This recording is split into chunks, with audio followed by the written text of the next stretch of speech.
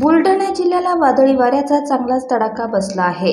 मान्सूनच्या आगमनानंतर जिल्ह्यात दमदार पावसाने हजेरी लावली। या पावसामुळे मोठे नुकसान झालं।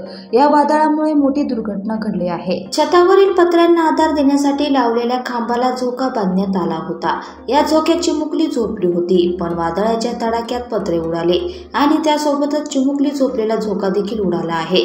सई भरत साखरे असं या चिमुकलीचं नाव आहे। घटनेबाबत अधिक माहिती अशी की बुलढाणा जिल्ह्यातील सिंदखेड राजा आणि चिखली तालुक्यातील अनेक गावांना वादळाचा मोठा तडाखा बसला।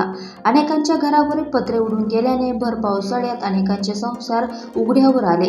शेतमाल, बी बियाणे आणि खताच्या गोण्या भिजल्याने मोठे नुकसान झालं। याच दरम्यान बुलढाणा जिल्ह्यातील देऊळगाव घुबे येथे मोठी दुर्घटना घडली आहे। छतावरील पत्र्यांना आधार देण्यासाठी लावलेल्या खांबाला झोका बांधण्यात आला होता।